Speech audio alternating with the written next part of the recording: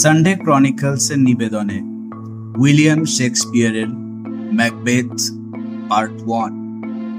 প্রধান চরিত্রে Macbeth, Lady Macbeth, 3 ডাইনি, রাজা Duncan, Banquo, Macduff, Malcolm, Donalbain এবং জেনারেল রস।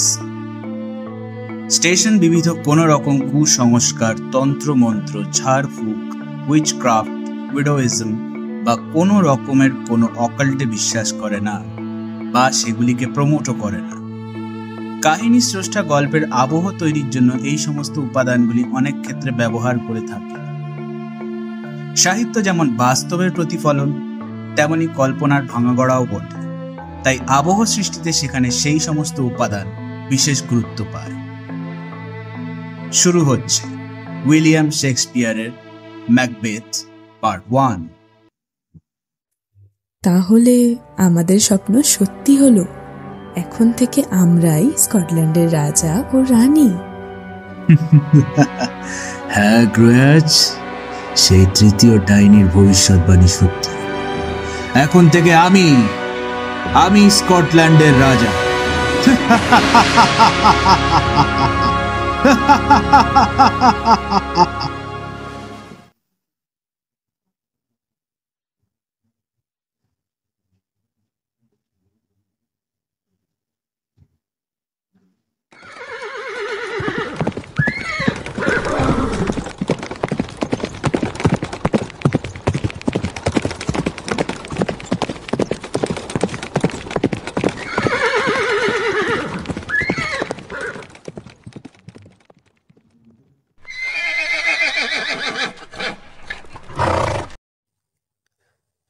পুত্রের শেষ কৃত্য সম্পন্ন করে গ্ল্যামিসের থেন ম্যাকবেথ তার প্রাসাদ ইনভার্নেসে প্রবেশ করল। চেনা প্রকৃতিকে আজ যেন তার বড় অচেনা লাগছে। সমস্ত ইনভার্নেসকে যেন এক গভীর নিস্তব্ধতা ঘিরে রেখেছে। যে ছেলের ছোট্ট ছোট্ট নরম পায়ের ছোঁয়া আর আধো আধো কথায় গোটা প্রাসাদ মুখরিত হয়ে থাকত, আজ তারই অবেলায় চলে যাওয়ায় সমস্ত প্রাসাদ দিনের আলোতেও যেন তিমিরাচ্ছন্ন হয়ে গেছে। প্রাসাদের এক কোণে লেডি ম্যাকবেথ একটি চেয়ারে বসে অপলক দৃষ্টিতে তাকিয়ে আছে, আর তার অশ্রু যেন শ্রাবণের বাড়ি ধারার মতো বয়ে চলেছে। ম্যাকবেথ কাছে এসে দাঁড়ালে লেডি ম্যাকবেথ আর নিজেকে সামলে রাখতে পারে না। তার বুকে মাথা রেখে বলে, আমি কি আর কোনোদিনও মা ডাক শুনতে পাবো না? তুমি শান্ত হও গ্রয়াজ। কি করে শান্ত হব তুমি বলতে পারো? ভাটায় ক্ষীণা তরঙ্গিনীতে আবার জোয়ার এসে দুকুল ভরিয়ে দেয়, কিন্তু মাতৃহৃদয়ের শূন্যতা কোন অঙ্কে পূর্ণ হয় বলতে পারো? তোমার এই প্রশ্নের উত্তর সত্যি নেই আমার কাছে। না পাওয়ার আক্ষেপের চেয়ে পেয়ে হারানোর যন্ত্রণা যে কি ভীষণ, তা আমি বলে বোঝাতে পারবো না। জানো তো গ্রয়াজ, আমার অনেক স্বপ্ন ছিল আমাদের পুত্র বড় হয়ে স্কটল্যান্ডের নাম উজ্জ্বল করবে, কিন্তু এক লহমায় সব কিছু ভেঙে চুরমার হয়ে গেল। এমন সময় ম্যাকবেথের পরিচারক এসে খবর দিল তার জন্য রাজদূত দ্বারে অপেক্ষা করছে। ভিতরে আসতে বলো তাকে।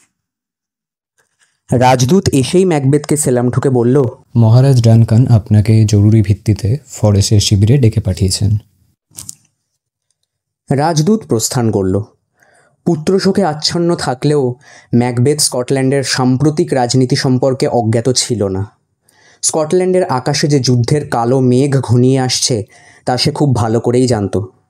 তাই রাজদূতের আগমন এবং রাজার জরুরি আহ্বানের কারণ যে এই উপলক্ষে, তা আর বুঝতে বাকি রইল না। কিন্তু ম্যাকবেথ পুত্রবিয়োগে ভিতরে ভিতরে এতটাই ভেঙে পড়েছিল যে রাজনীতির রক্তক্ষয়ী সংগ্রামের মধ্যে প্রবেশ করতে চাইছিল না। ম্যাকবেথের মনের অবস্থা বুঝতে পেরে লেডি ম্যাকবেথ তার পাশে এসে দাঁড়ায়। কি ভাবছো? যা ভাবছি যদি সত্যি তাই হয়, তাহলে নরওয়ের সঙ্গে যুদ্ধ অবশ্যম্ভাবী। আর নরওয়ের সঙ্গে যুদ্ধের পরিণাম যে কতটা ভয়ঙ্কর। যদি সত্যি যুদ্ধ আসন্ন, তুমি কি পারবে নিজেকে যুদ্ধ থেকে দূরে সরিয়ে রাখতে? না, কখনোই না। আমি আমার দেহের শেষ রক্তবিন্দু দিয়ে স্কটল্যান্ডকে রক্ষা করব। আর যদি পরাজিত হও? সে সম্ভাবনা নেই।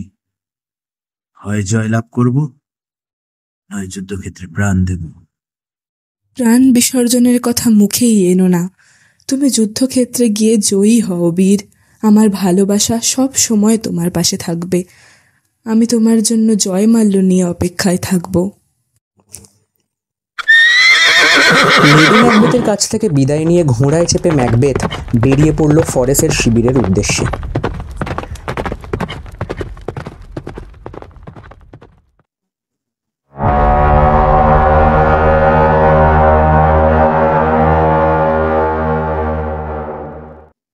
খুবই শান্তিপ্রিয় এবং প্রজাবৎসল ছিলেন স্কটল্যান্ডের রাজা ডানকান। রাজার অধীনস্থ সামন্তরা সে সময় রাজার কাছ থেকে থেন খেতাব পেত। এই থেনদের মধ্যে সবচেয়ে পরাক্রমশালী ছিল কডরের থেন, কিন্তু একদিন সেই বিদ্রোহ ঘোষণা করে বসল রাজা ডানকানের বিরুদ্ধে। কডরের থেন জানত, যতই শান্তিপ্রিয় হন না কেন রাজা ডানকান, বিদ্রোহ দমন করতে তিনি সসৈন্যে ঝাঁপিয়ে পড়বেন তার উপর, আর রাজার সাথে লড়াইয়ে পেরে উঠবে না সে, কারণ রাজার সামন্তদের অধিকাংশই নামী যোদ্ধা। সে স্থির করল বিদেশি শক্তির সাহায্য নেবে। স্কটল্যান্ড আক্রমণ করার জন্য সে আহ্বান করল নরওয়ের রাজা সোভেনো এবং ভাড়াটে আইরিশ যোদ্ধা ম্যাকডোনাল্ডকে। সে আমলে নরওয়ের রাজারা ছিল যুদ্ধবাজ। তারা জাহাজে করে অন্য দেশে গিয়ে লুটপাট করত। এ কারণেই পরবর্তীকালের ঐতিহাসিকেরা তাদের জলদস্যু বলে বর্ণনা করেছেন। কডরের থেনের ডাক পাবার সাথে সাথেই জাহাজ বোঝাই সৈন্য নিয়ে স্কটল্যান্ড হাজির হলেন নরওয়ের রাজা সোভেনো। অপরদিকে ভাড়াটে যোদ্ধা ম্যাকডোনাল্ড তার সৈন্যবাহিনী সহ আয়ারল্যান্ডের দিক থেকে স্কটল্যান্ডের মূল ভূখণ্ডে ঢুকে পড়ল। ওই বিদেশিদের সাথে হাত মিলিয়ে কডরের থেন এগিয়ে চলেছে রাজা ডানকানের ফৌজি ঘাঁটিগুলি দখল করতে। বিদ্রোহের খবর আগেই পেয়েছিলেন রাজা ডানকান। বিদেশিদের মদতে বিশাল সেনাবাহিনী নিয়ে কডরের থেন স্কটল্যান্ড হানা দিয়েছে শুনে তিনি ডেকে পাঠালেন তার সেনাপতি ও সামন্তদের। তার সেনাপতি এবং সামন্তরা যেমন ম্যাকবেথ, ব্যাঙ্কো, লেনক্স, রস, সেন্টিন, অ্যাঙ্গাস, কেইথনেস প্রমুখ সবাই এসে হাজির হলেন। ডানকান সকলকে উদ্দেশ্য করে বললেন, স্কটল্যান্ডের আকাশে যুদ্ধের কালো মেঘ ঘনিয়ে এসেছে। তাই আমি আজ রাজা হিসাবে নয়, একজন সত্যিকারের দেশপ্রেমী হয়ে তোমাদের কাছে স্কটল্যান্ডের জয় চাইছি। আশা করি তোমরা স্কটল্যান্ডের জন্য সমস্ত শক্তি প্রয়োগ করে এই যুদ্ধে ঝাঁপিয়ে পড়বে এবং বিজয়ী হয়েই ফিরবে। রাজ আদেশে সেনানী ও সামন্তরা সবাই রওনা দিল যুদ্ধে। নিজস্ব বাহিনী নিয়ে তাদের আগে আগে চলল রাজার বড় ছেলে ম্যালকম। কিন্তু ম্যালকম বেকায়দায় গেল ভাড়াটে যোদ্ধা ম্যাকডোনাল্ড ও তার সেনাদের সাথে লড়তে গিয়ে। তাকে বন্দি করার জন্য ম্যাকডোনাল্ডের নির্দেশে তার সৈন্যরা চারদিক দিয়ে ঘিরে ফেলল তাকে। যুদ্ধ করতে করতেই ম্যালকমের উপর নজর রেখেছিল ম্যাকবেথ। তাকে বাঁচাতে সে তার নিজস্ব বাহিনী নিয়ে ঝাঁপিয়ে পড়ল শত্রুদের ওপর।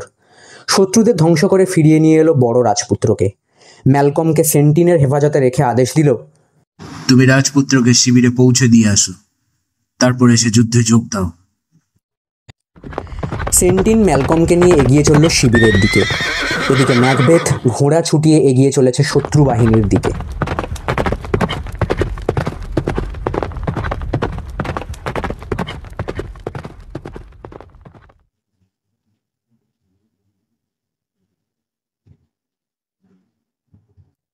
এরপর প্রায় ৩-৪ দিন কেটে গেল। যুদ্ধক্ষেত্র থেকে কোনো সংবাদ না আসায় বেজায় উদ্বিগ্ন হয়ে পড়লেন রাজা ডানকান। ফরেসের শিবিরে রাজপুত্রদ্বয় ম্যালকম ও ডোনাল্ডবেন এবং অন্যান্য পাত্রমিত্র নিয়ে বসে আছেন ডানকান। এমন সময় সৈনিকরা ধরাধরি করে কডরের থেন ও একজন রক্তাক্ত যোদ্ধা নিয়ে আনলো শিবিরে। রাজা ডানকান বলে উঠলেন, প্রথম জনকে তো বেশ ভালো মতোই চিনতে পারছি। যে আমার এত কাছের হয়েও আমার পেছন থেকে ছুরি মারল, তাকে কি এত সহজে ভোলা যায়? কিন্তু কে ওই যোদ্ধা? যুদ্ধক্ষেত্রের এখন কি অবস্থা? উনি কি আমার সঙ্গে কথা বলতে পারবেন? রাজপুত্র ম্যালকম যোদ্ধাকে চিনতে পারল। বলল, আরে ইনি তো সার্জেন্ট সেন্টিন, যার হাতে মহামান্য ম্যাকবেথ আমাকে শিবিরে পাঠিয়েছিলেন।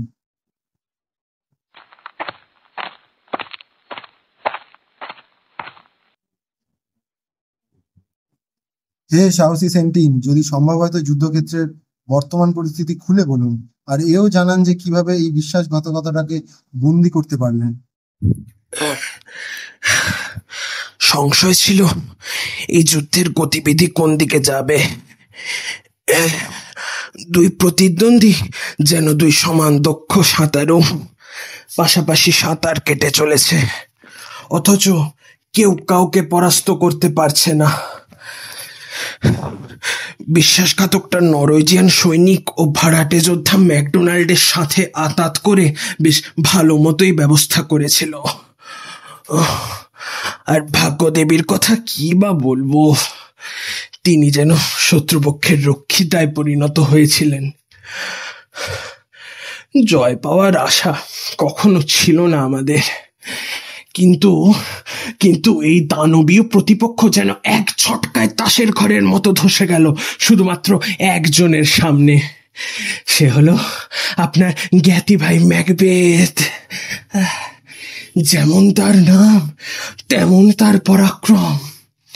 কি বলবো মহারাজ, তার সামনে যেই আসছে তাদের সকলের রক্তে ম্যাকবেথের তরবারি রাঙা হয়ে উঠল। সে প্রায় অর্ধেক শত্রুপক্ষের বেশি সেনাবাহিনীকে শেষ করেছে। তারপর তার সঙ্গে লড়তে এলো সেই আইরিশ যোদ্ধা ম্যাকডোনাল্ড। তখন খালি দুজনের তরবারি টোকাটুকি আর ঢালের ঝঞ্ঝনানি। তারপর এক মুহূর্তের জন্য যখন ম্যাকডোনাল্ড থমকে গেল, তখনই ম্যাকবেথ তার মুন্ডু ধর থেকে আলাদা করে দিল। ওখানে গেলেই দেখতে পাবেন মহারাজ, ওই ম্যাকডোনাল্ডের কাটা মুন্ডু আমাদের শিবিরের মাথায় টাঙিয়ে রেখে দিয়েছি।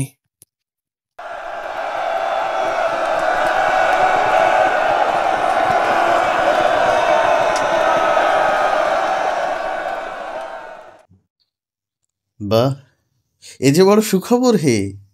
ম্যাকবেথ সত্যিই একজন বীর। কিন্তু এখানেই শেষ নয় মহারাজ। ম্যাকডোনাল্ডকে মারার পর যখন আমাদের শিবিরে ধীরে ধীরে স্বস্তি নেমে আসছে, ঠিক তখনই আবার নতুন করে অস্বস্তির বাতাবরণ তৈরি হয়ে গেল। আগে সৈন্যদল পালাতে না পালাতেই নরওয়েরাজ সোয়ানো তার নতুন সৈন্যদল নিয়ে আমাদের আক্রমণ করলেন। সে কি? সেই নতুন আক্রমণে আমাদের সেনাপতিদ্বয় ম্যাকবেথ এবং ব্যাংকো বিভ্রান্ত হয়ে পড়েনি তো?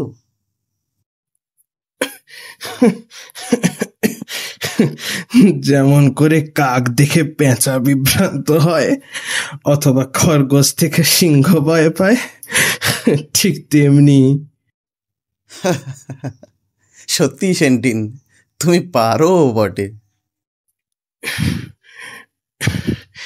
বিভ্রান্ত হওয়া তো দুরস্ত, ওদের দেখেই তারা ঝাঁপিয়ে পড়ল ওদের ওপর। ছত্রভঙ্গ হয়ে গেল ওদের সেনাবাহিনী। পরিস্থিতি হাতের বাইরে যাচ্ছে দেখে নরওয়েরাজ সোয়ানো রাজি হলেন সন্ধি করতে। জরিমানা রূপে এক জাহাজ বোঝাই টাকা আর এই বিশ্বাসঘাতকটাকে আদায় করে স্কটল্যান্ডের সীমানা থেকে তাড়িয়ে দিল আমাদের সেনাবাহিনী। আর আমি আপনাকে এই সংবাদটা দিতে আর এই পাষণ্ডটাকে আপনার হাতে তুলে দিতে এসছি মহারাজ। এখন আপনি বিচার করুন এই নীচের সাথে কি করা উচিত। অন্যায় যখন করেছে শাস্তি তো পেতেই হবে। জল্লাদ, এই পাষণ্ডটাকে শুলে চড়াও।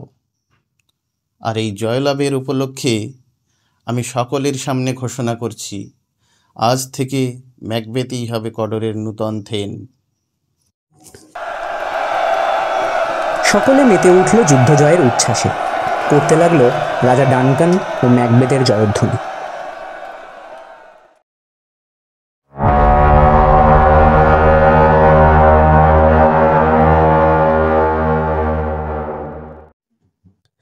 যুদ্ধ শেষ হবার পর ঘোড়ায় চেপে ম্যাকবেথ আর ব্যাংকো রওনা দিল ফরেসের শিবিরের দিকে। তারা কেউই লক্ষ্য করেনি যে ঘন কালো মেঘে ঢাকা পড়েছে সারা আকাশ। অল্প কিছু দূর যাবার পরই প্রচণ্ড ঝড় বৃষ্টি শুরু হলো। মাঝে মাঝেই বিদ্যুতের আলোয় উজ্জ্বল হয়ে উঠছে চারদিক। বাজ পড়ার শব্দে কেঁপে উঠছে পায়ের নিচের মাটি। যুদ্ধ জয়ের আনন্দে মগ্ন থাকলেও প্রকৃতির এই অপরূপ সৌন্দর্য প্রাণ ভরে উপভোগ করতে লাগলো ম্যাকবেথ। যেতে যেতে এমন একটা জায়গায় এসে পড়ল তারা, যার একদিক খোলা, অন্যদিক পাহাড় ঘেরা জলা। সেই জলা থেকে কুণ্ডলি পাকিয়ে উঠছে কুয়াশার মতো ঘন ধোঁয়া। সেদিকে তাকিয়ে মানুষের মতো দেখতে তিনটি অদ্ভুত প্রাণীর দেখা পেয়ে ঘোড়া থেকে নেমে এলো তারা। তাদের গরম মেয়েদের মতো হলেও প্রত্যেকের মুখেই দাড়ি, তাদের হাড় বের করা শীর্ণ মুখ আর কোটরে বসা চোখ দেখে মনে হয় না তারা পৃথিবীর প্রাণী। তারা সত্যিই পৃথিবীর প্রাণী নয়, আসলে তারা জলার ডাইনি। দৈববাণী শোনাবার নামে মানুষকে কুবুদ্ধি দিয়ে তার সর্বনাশ করাই এদের উদ্দেশ্য। আপন মনে ঘুরে ঘুরে নাচছিল ওই তিন ডাইনি। ছড়ার ধরনে হেয়ালির মতো অদ্ভুত কথাবার্তা বলছিল তাদের নিজেদের মধ্যে। কথাগুলো এইরকম: মঞ্জলের এই বিজন রাতে আবার কবে মিলবো মরা একসাথে? তাণ্ডবের পালা শেষ হলে, হারা যেটা মিটে গেলে,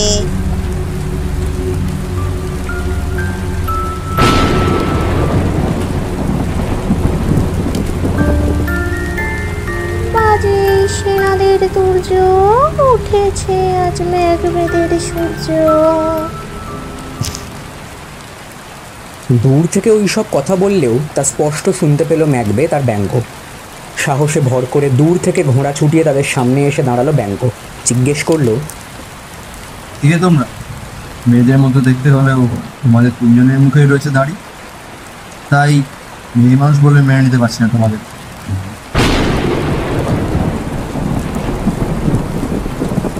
তোমরা যদি কথা বলতে পারো তাহলে নিজেদের পরিচয় দাও। ক্লামিসের থেন ম্যাকবেথ, তুমি আমাদের অভিনন্দন।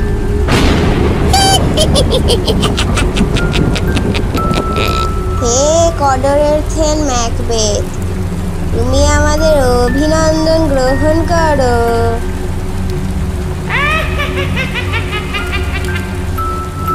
হে স্কটল্যান্ডের ভাবি রাজা ম্যাকবেথ, আমাদের অভিনন্দন গ্রহণ করো তুমি।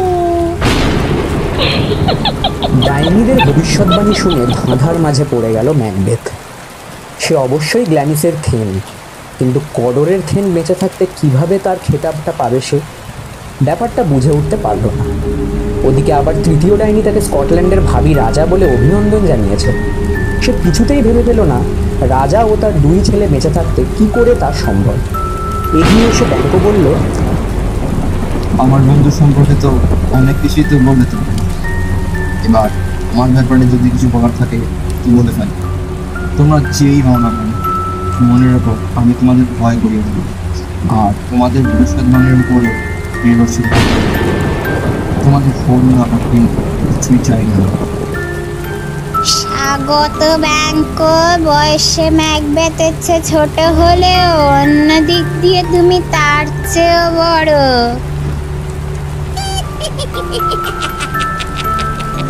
ব্যঙ্গ, তোমার স্বাগত। ম্যাকবেথের মতো সুখী না হলেও তুমি অন্য দিক দিয়ে তার থেকেও বেশি সুখী।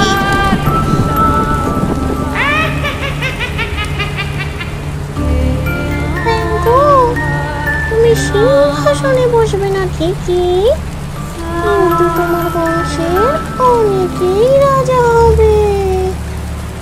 আমি তোমাদের দুজনকে স্বাগত জানাই। তারাও তোমরা, কডরের থেন বেঁচে থাকতে কিভাবে তার খেতাব পাবো আমি? তাছাড়া তোমরা বলছো আমি স্কটল্যান্ডের ভাবি রাজা, তা কি করে সম্ভব? কেন শোনালে আমাদের এসব ভবিষ্যৎবাণী? কেন? তাদের প্রশ্নের কোনো জবাব না দিয়ে নিমেষের মধ্যে হাওয়ায় মিলিয়ে গেল তিন ডাইনি। ম্যাকবেথের দিকে তাকিয়ে অবাক হয়ে বলল ব্যঙ্গ, দেখেছো কেমন অদ্ভুতভাবে ওরা মিলিয়ে গেল আমাদের সামনে থেকে? ওরা হাওয়ায় মিলিয়ে গেছে ব্যাংক, তবে আরও খানিকক্ষণ ওরা থাকলে ভালো হতো। হয়তো ওদের মুখ থেকে ভালো ভালো কথা শুনে। সত্যি কি ওরা এখানে ছিল, নাকি কোনো মাদকদ্রব্য খেয়ে আমাদের প্রতি সব লোভ পেয়ে গেছিল? ওরা তো বললো তোমার বংশেরও কেউ কেউ রাজা হবে। ওরা এও বলেছে তুমি নিজেই রাজা হবে। একই সঙ্গে ওরা বললো আমি নাকি কডরের থেন হই, কিন্তু আমি বুঝতে পারছি না কিভাবে তা সম্ভব। ম্যাকবেথের কথা শেষ হতে না হতেই ঘোড়ায় চেপে সেখানে এসে হাজির রাজা ডানকানের দুই অমাত্য, রস আর অ্যাঙ্গাস। ঘোড়া থেকে না নেমেই অ্যাঙ্গাস ম্যাকবেথকে অভিবাদন জানিয়ে বলল, বিদ্রোহ দমনে আপনার ভূমিকায় মহারাজ খুব খুশি হয়েছেন। আপনার এই অসাধারণ কৃতিত্বের পুরস্কার স্বরূপ মহারাজ আপনাকে কডরের জেন খেতাবে ভূষিত করেছেন। আমরা এসেছি আপনাকে রাজসভায় নিয়ে যাওয়ার জন্য। কডরের থিম, দেখছি ওই অদ্ভুত প্রাণীগুলোর কথা তাহলে সত্যিই হলো। কডরের থিম তো এখনো জীবিত, তাহলে তার জীবদ্দশায় সে খেতাব আমি পাবো কি করে? সে কথা আপনি ঠিকই বলেছেন সেনাপতি ম্যাকবেথ। তবে মনে রাখবেন, যে বিদ্রোহ আপনি দমন করেছেন তা ঘোষণা করেছিল কডরের জেন নিজেই। যুদ্ধে হেরে গিয়ে তিনি তার দোষ স্বীকার করেছেন। রাজা তাকে ক্ষমতাচ্যুত করে প্রাণদণ্ড দিয়েছেন। কথা শুনে নিজের মনে বলল ম্যাকবেথ, তাহলে আমি একই সাথে গ্লামিস আর কডরের থিম, তবে এর চেয়ে বড় পুরস্কার পাওয়া এখনো বাকি। এরপর অমাত্যদয়ের দিকে তাকিয়ে বলল, এত কষ্ট করে আপনারা যে সুসংবাদ নিয়ে এসেছেন তার জন্য আপনাদের ধন্যবাদ। এবার ব্যাংকোর কানের কাছে মুখ নিয়ে বলল, তাহলে ব্যাংকো, তোমার বংশধররা যে রাজা হবে সে ভবিষ্যৎবাণীতে বিশ্বাস হচ্ছে তো? তুমি তো নিজের চোখেই দেখলে ওদের ভবিষ্যৎবাণী অনুযায়ী আমি কডরের থেন হয়েছি। দেখো, আমার বিশ্বাস অবিশ্বাসে কিছু আসা যায় না। আমি যদি সত্যি দৈববাণীতে বিশ্বাস করি তাহলে তৃতীয় ডাইনের কথা মতো তুমি রাজা হবার প্রেরণা পাবো। আমার অতদূর জানা আছে এই অদ্ভুত প্রাণী সবাই অন্ধকারের বাসিন্দা, শয়তানের উপাসক। এদের ভবিষ্যৎবাণী কোনো কোনো ক্ষেত্রে মিলে গেলেও আসলে এরা আমাদের ক্ষতি করে। এরা আমাদের প্রলুব্ধ করে নানারূপ অন্যায় কাজ করতে, যার ফল খুব ক্ষতিকারক এবং ভয়ঙ্কর। হয়ে বন্ধু, তুমি যে দেখছি বেজায় চিন্তায় মগ্ন হয়ে গেল। যদিও ম্যাকবেথ নিজের মনে বিড়বিড় করে বলল, দৈব আমার সহায় হলে রাজা হওয়া আটকাবে না আমার। বন্ধু ম্যাকবেথ, ওরা এসেছেন আমাদের দুজনকে নিয়ে যেতে। চলো, ওদের সাথে আমরা রাজসভায় চলে যাব। তুমি আমায় ক্ষমা করো ব্যাংকো, অতীতের কিছু ঘটনা মনে পড়ে যাওয়ায় ওদের কথা ভুলেই গিয়েছিলাম আমি। চলো আমরা ওদের সাথে যাই। কিছুক্ষণ আগে আমাদের চোখের সামনে যে ঘটনাগুলো ঘটে গেল তা নিয়ে ভাবনা চিন্তার মেলাই সময় পাওয়া যাবে। দেখাই যাক না কেন আরো অন্য কিছু ঘটে কিনা। পরে না হয় এ বিষয়ে আমরা আলোচনা করব। তাতে আমার কোনো আপত্তি নেই। আসুন বন্ধুরা, এবার রাজসভায় যাওয়া যাক।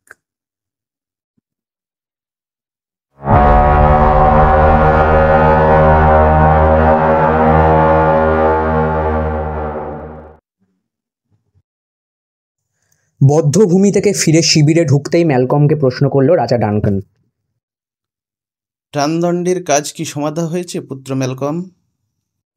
হ্যাঁ বাবা, তবে শুনলাম সে নাকি মৃত্যুর পূর্বে চোখের জল ফেলছিল এবং নিজের বিশ্বাসঘাতকতার জন্য শেষ সময় অনুতপ্তও ছিল। জানো তো ম্যালকম, ওকে আমি বিশ্বাস করেছিলাম, কডরের থেনের মর্যাদা দিয়েছিলাম, কিন্তু ও যেভাবে বিশ্বাসঘাতকতা করলো, সত্যি মানুষের বাইরেটা দেখে ভেতরটা বিচার করা অসম্ভব। মহারাজ ডানকানের জয় হোক। শিবিরে পৌঁছে ঘোড়া থেকে নেমে ভিতরে ঢুকলো ম্যাকবেথ আর ব্যাংকো। মাথা থেকে শিরস্ত্রাণ খুলে নিয়ে ঘাড় হেঁট করে একসাথে তারা অভিবাদন জানালো রাজাকে। সিংহাসন থেকে নেমে এসে সবার মাঝে দাঁড়ালেন রাজা ডানকান। ওদের দেখে রাজা এত আনন্দ পেয়েছেন যে তিনি আর সামলাতে পারলেন না নিজেকে। সজোরে বুকে জড়িয়ে ধরলেন ম্যাকবেথ আর ব্যাংকোকে। গদগদ স্বরে রাজা ডানকান বললেন, হে আমার জ্ঞাতি ভাই ম্যাকবেথ, দেশের জন্য তুমি যা করেছ তার উপযুক্ত প্রতিদান আমি তোমায় দিতে পারিনি।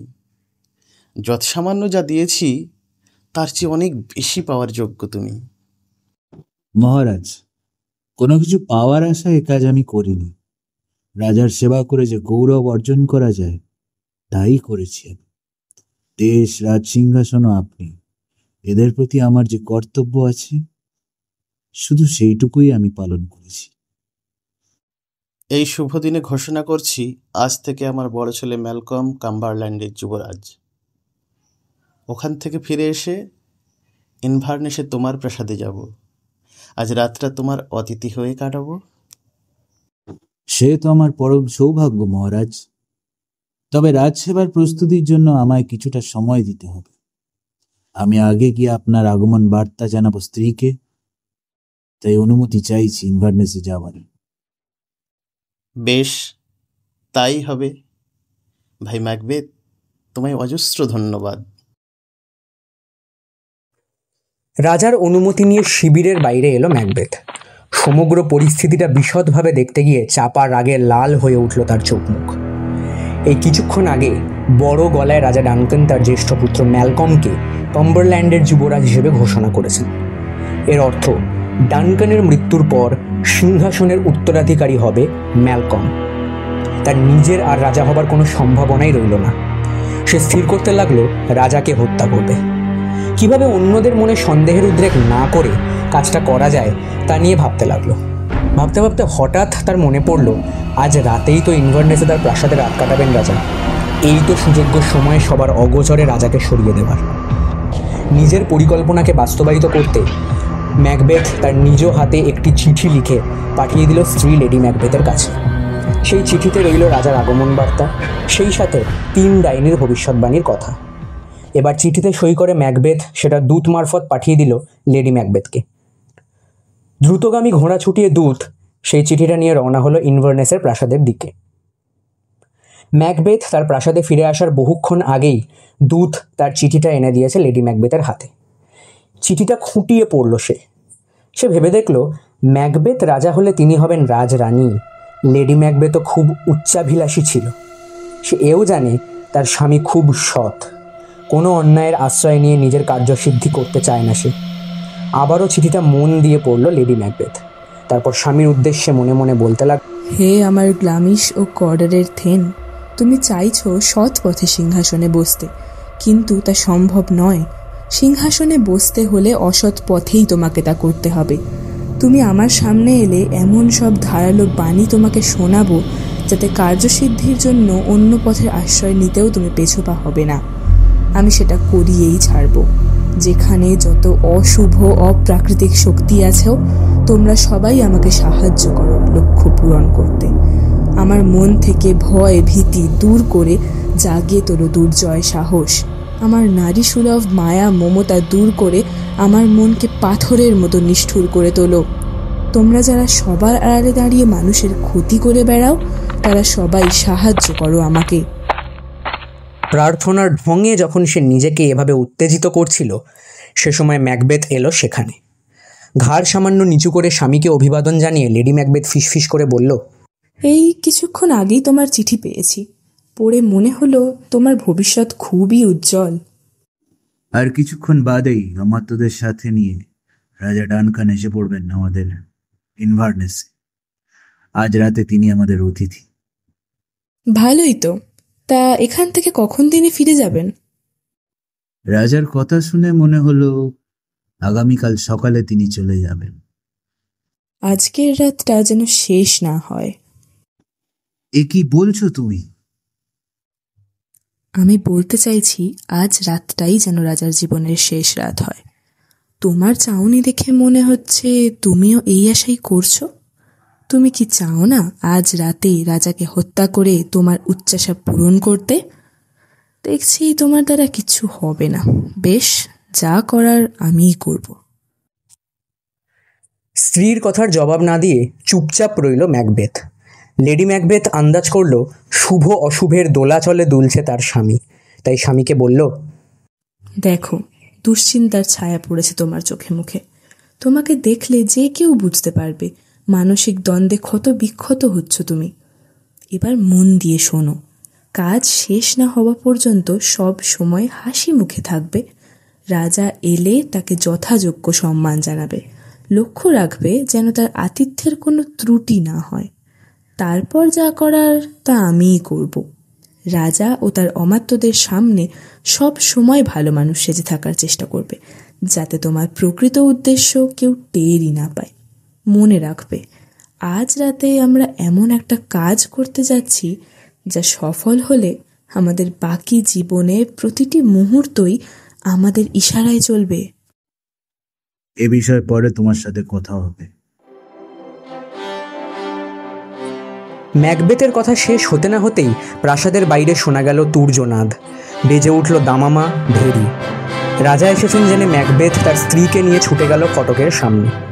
তার নির্দেশে ফটক খুলে দেওয়ার পর স্বামী স্ত্রী বাইরে গিয়ে রাজা ও সঙ্গীদের যথোচিত অভ্যর্থনা জানিয়ে নিয়ে এলো প্রাসাদের ভিতরে।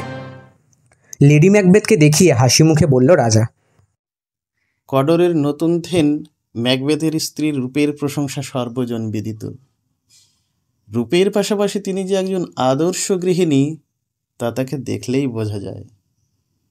বুঝলেন লেডি ম্যাকবেথ, আজ রাতে আমরা সবাই আপনার অতিথি। সে তো আমাদের পরম সৌভাগ্য মহারাজ। আমরা তো আপনারই আজ্ঞাবহ ভৃত্য মাত্র। আমাদের সৌভাগ্যের মূলে রয়েছে আপনারই অসীম করুণা।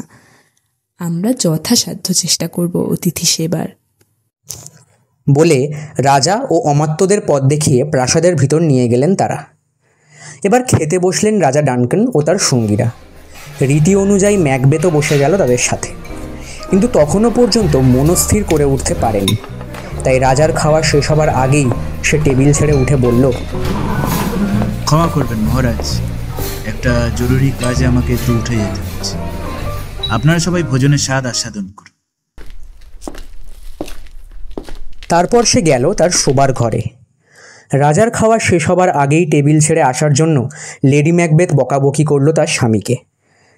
তার বুঝতে বাকি রইল না, শুরুতে রাজাকে হত্যা করার সাহস দেখালেও এখন তার স্বামীর বিবেক জেগে উঠেছে। ম্যাকবেথ স্ত্রীকে বলল, দেখো গ্রেচ, রাজা আজ আমাদের অতিথি। তারই দয়ায় আমি একই সাথে গ্ল্যামিসের কর্ডরের থেন। তাছাড়া আমি তার আত্মীয়। এসব কথা বিবেচনা করে এখন আমি তাকে হত্যা করতে পারবো না। কি বললে? তুমি পারবে না? রাজাকে হত্যা করে সিংহাসনে বসার পরিকল্পনা করে আমাকে চিঠি লেখার সময় তোমার বিবেক বুদ্ধি কোথায় ছিল? সততার ধ্বজা বয়ে কাপুরুষের মতো জীবন কাটাবে তুমি? দোহাই তোমার, একটু থামো। আমি তাই করবো যা একজন সত্যিকারের পুরুষ মানুষ করে থাকে। আর এও জেনে রেখো, আমার মতে যে পুরুষের সাহস নেই সে মানুষই নয়। এই ভয়ানক পরিকল্পনার কথা যখন তুমি আমায় জানিয়েছিলে, সে সময় তোমার মনে সাহস ও দৃঢ়তা দুইই ছিল। এখন তোমার লক্ষ্য হয়েছে সবার চোখে ভালো মানুষ সেজে থাকা। ভুলে যেও না, আমিও একদিন মা হয়েছিলাম। নিজের বাচ্চাকে বুকের মাঝে জড়িয়ে ধরে দুধ খাওয়াবার মধ্যে যে কি মাধুর্য তা আমার চেয়ে বেশি আর কেউ জানে না। কিন্তু তোমার মতো শপথ নিলে সেই বাচ্চাকে নিজের হাতে হত্যা করতেও আমি পেছোপা হতাম না। বেশ, তো না হয় তোমার কথাটা মেনে নিলাম, কিন্তু ভেবেছো কি কাজটা ঠিক মতো না করতে পারলে তার পরিণতি কি হবে? যদি সাহস থাকে তাহলে ব্যর্থতার কথা উঠছে কেন? একই রাজার বয়স হয়েছে, তার উপর পথশ্রমে ক্লান্ত। কিছুক্ষণ বাদেই ঘুমিয়ে পড়বেন তিনি। তখন বাইরে পাহারা দেবে শুধু 2 জন রক্ষী। রাজা ঘুমিয়ে পড়লে ওষুধ মেশানো প্রচুর মদ আমি খাইয়ে দেব ওই 2 জনকে। সাথে সাথে ঘুমের গভীরে তলিয়ে যাবে ওরা। তখন রাজার জীবন আমাদের হাতের মুঠোয়। তা নিয়ে আমরা যা খুশি তাই করতে পারি। শুধু রক্ষী দুটোর ঘাড়ে সবকিছুর দায় চাপিয়ে দিলেই আমরা খালাস। তুমি কি বলো, এটা করা সম্ভব নয়? মানতেই হবে গ্রেচ, তোমার সাহস আছে। নারী সুলভ গুণের চেয়ে পুরুষ প্রবৃত্তি তোমার মধ্যে প্রবল। তবে তুমি যা বলনি এবার সেইটুকু বলছি আমি। রাজাকে হত্যা করার পর ওই দেহরক্ষী দুটোকেও মেরে ফেলতে হবে। তবে তার আগে ওদের হাতে মাখিয়ে দিতে হবে মৃত রাজার রক্ত। সবাই ভাববে জেগে পাহারা না দিয়ে রাজার রক্ত হাতে মেখে ঘুমোচ্ছে, এই দেখে আমি হত্যা করেছি তাদের। এই কথাটাই রাজার সঙ্গী সাথীদের বোঝাতে হবে। আর আমরা যখন বুক চাপড়ে মরা কান্না শুরু করব, তখন সবাই আমাদের কথাটাই সত্যি বলে ধরে নেবে। এখন আর কোনো ভয় নেই আমার। আমি ফিরে পেয়েছি আমার হারিয়ে যাওয়া সাহস এবং আত্মবিশ্বাস। যে ভয়ঙ্কর পরিকল্পনা আমি করেছি তা সফল করার জন্য পুরোপুরি তৈরি আমি।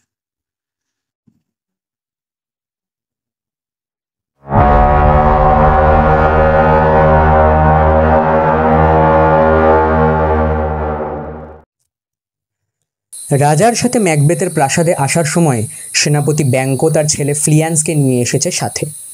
খাওয়া দাওয়া সেরে রাজা শুতে যাবার পর ব্যাঙ্কো তার ছেলেকে নিয়ে নিজ প্রাসাদে ফিরে যাওয়ার আয়োজন করছে। তার প্রাসাদও খুব কাছেই।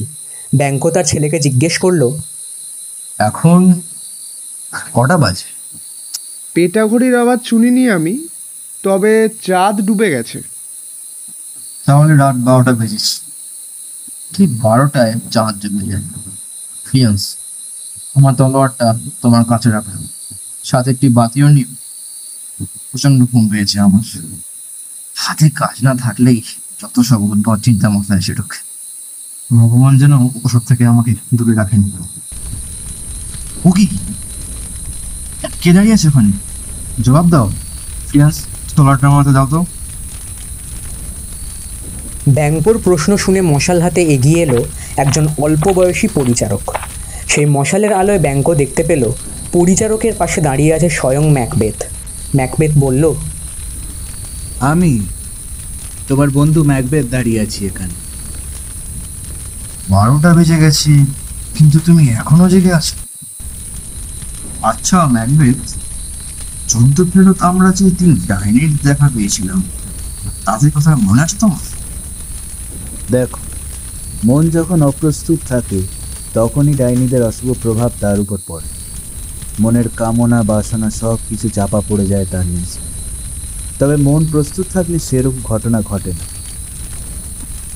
জানো, কাল রাতে আমি স্বপ্নে দেখেছি ওই 3 ডাইনি তোমার সম্পর্কে ওরা যে ভবিষ্যৎবাণী করেছে তা তো দেখছি মিলে যাচ্ছে। এই মুহূর্তে ওদের কথা আমার মনে পড়ছে, তবে তোমার আপত্তি না থাকলে এ বিষয়ে ঘন্টাখানেক তোমার সাথে কথা বলতে চাই। আমার কোনো আপত্তি নেই, তোমার ইচ্ছে আর সময় হলেই আলোচনা হবে। আমার কথা অনুসারে চললে তুমিও সম্মানিত হবে ব্যাঙ্কো।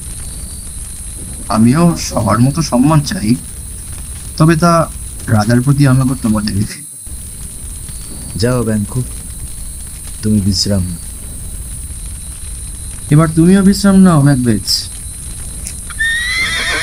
এই বলে ছেলে ফ্লিয়ান্সকে সাথে নিয়ে ঘোড়ায় ছুটিয়ে রওনা দিল নিজ প্রাসাদের দিকে।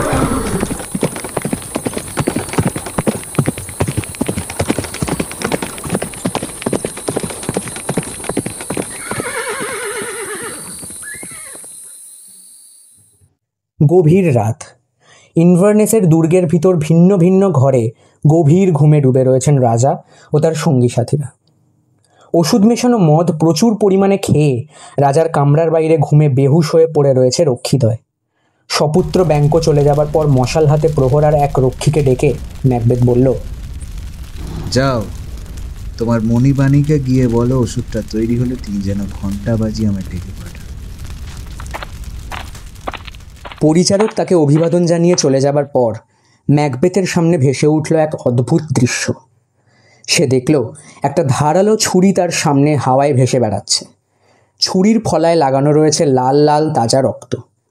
যেই সে ছুরির বাঁটটা হাত দিয়ে ধরতে গেল ম্যাকবেথ, অমনি সেটা পিছলে গেল। আবার কিছুক্ষণ বাদে সেটা অদৃশ্য হয়ে গেল তার সামনে থেকে।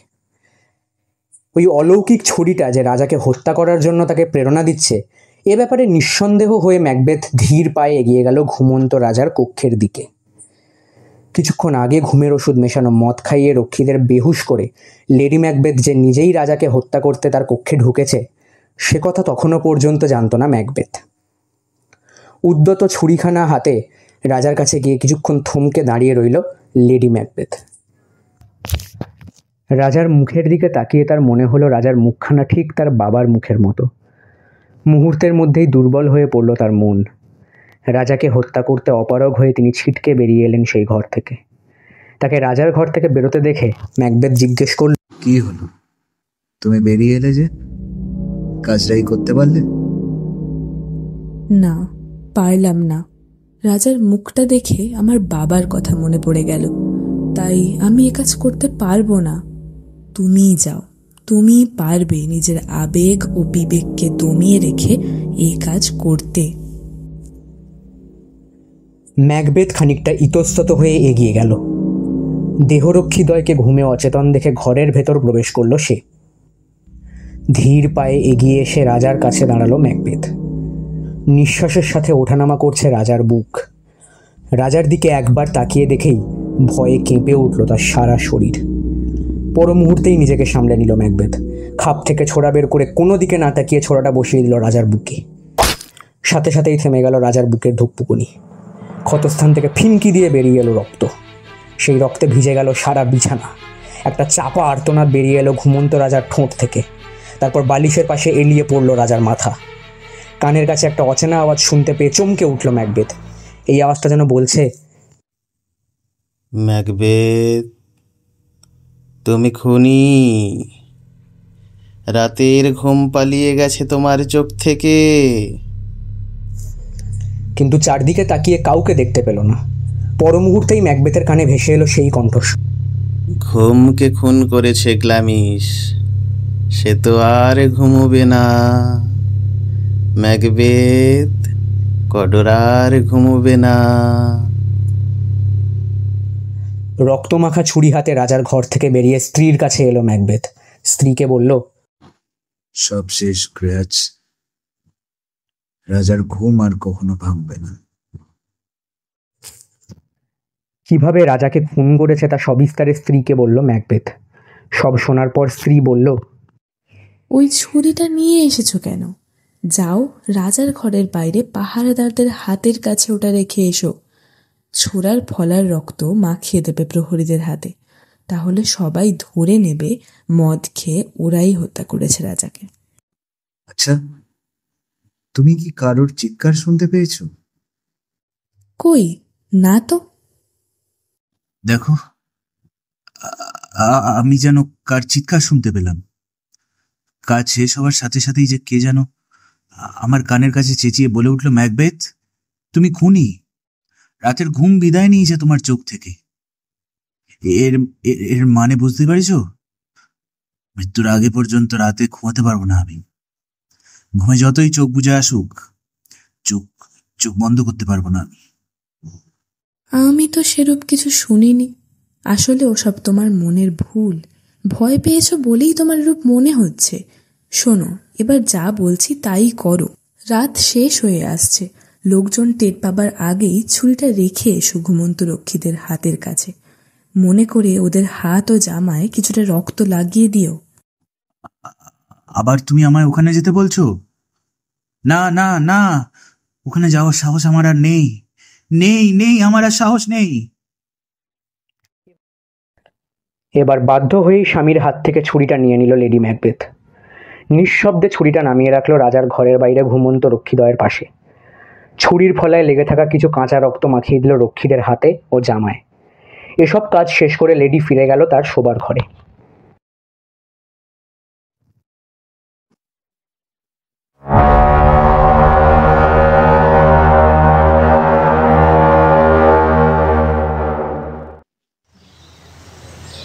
এভাবেই একসময় শেষ হয়ে এলো দুঃস্বপ্নের কাল রাত। ম্যাকবেথের অতিথি হয়ে আসার আগের দিন রাজা ডানকান তার বিশ্বস্ত অমাত্য ম্যাকডাফকে নির্দেশ দিয়েছিলেন তাকে যেন সূর্যোদয়ের আগে ডেকে তোলা হয়। রাজার নির্দেশ অনুযায়ী ভোরের আলো ফোটার আগেই ম্যাকডাফ এসে প্রাসাদের দরজায় জোরে ধাক্কা দিতে লাগলো। নৈশ প্রহরী মদ্যপ অবস্থায় বলছে, কে এলো রাতে? তবে কি নরকের দরজার শব্দ? তবে কি বিভৎস রাতে শয়তান স্বর্গ এসেছেন? এই তো, ওইটা আবার শব্দ হচ্ছে। তবে কি বিয়াল দিবা নাকি লুসিফার? কি যেন নাম?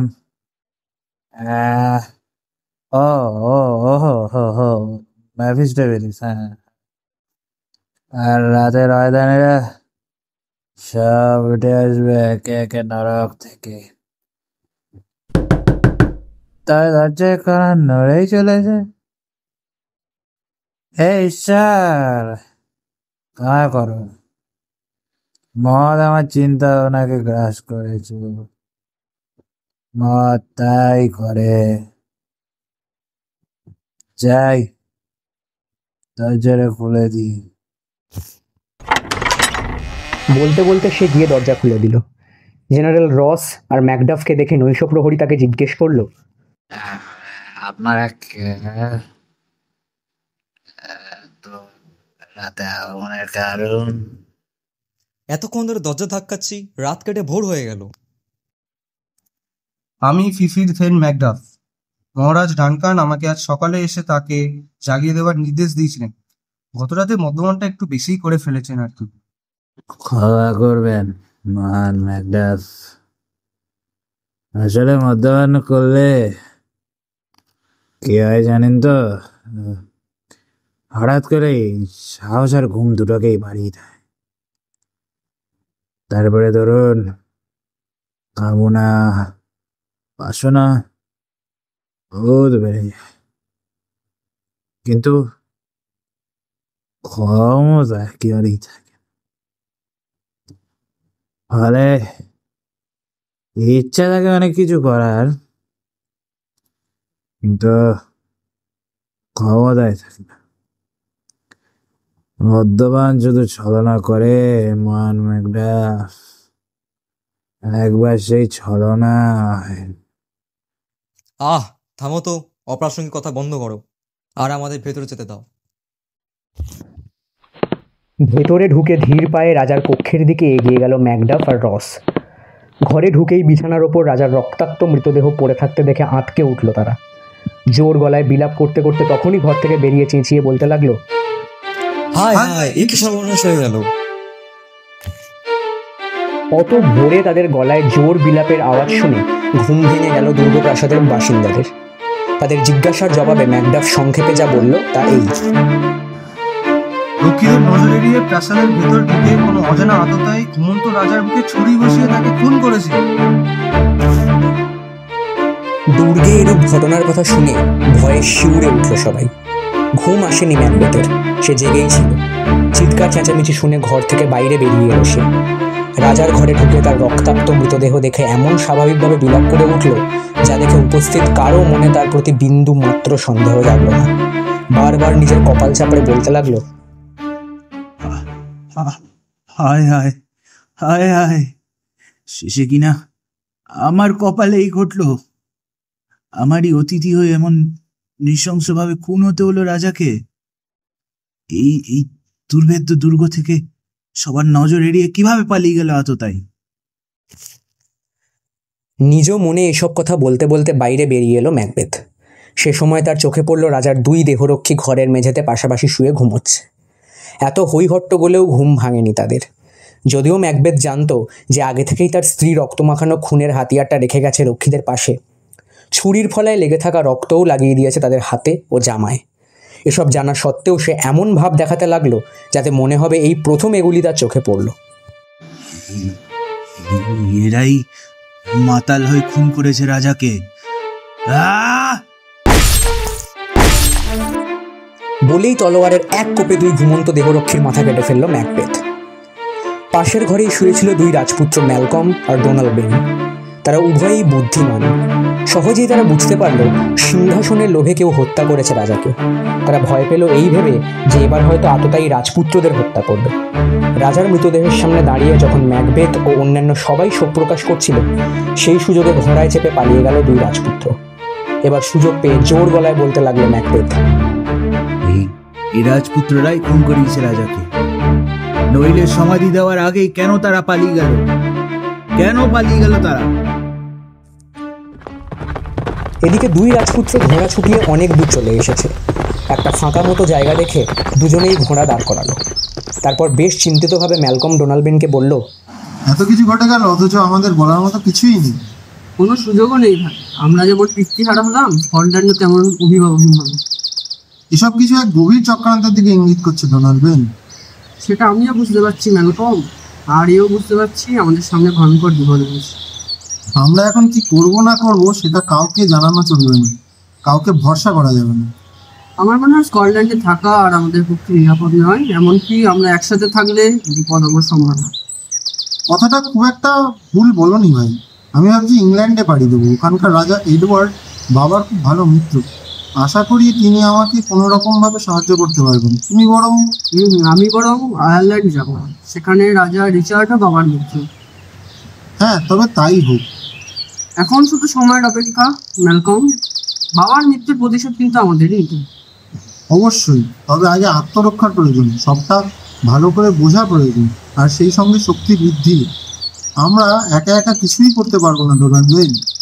বিদায় ভাই, আশা করি আবার দেখা। বিদায় ভাই, তুমিও ভালো থেকো। এই বলে দুজনেই ঘোড়া ছুটিয়ে দুদিকে চলে গেল।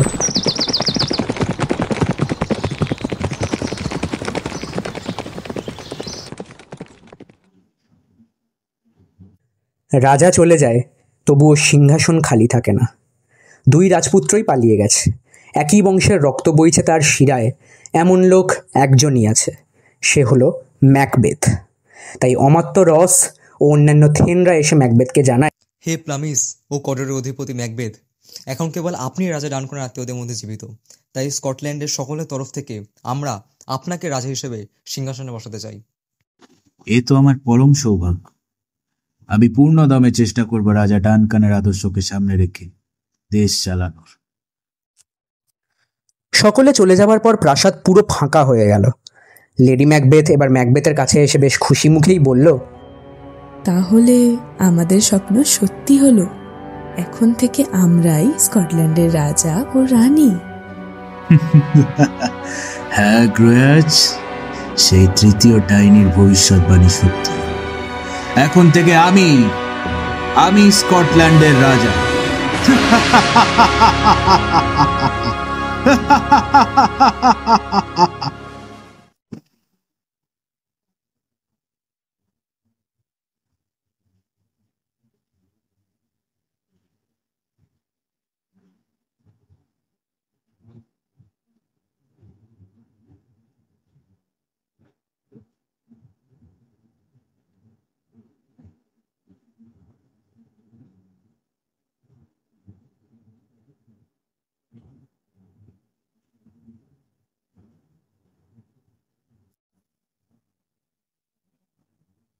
শুনছিলেন উইলিয়াম শেক্সপিয়ারের ম্যাকবেথ পার্ট 1।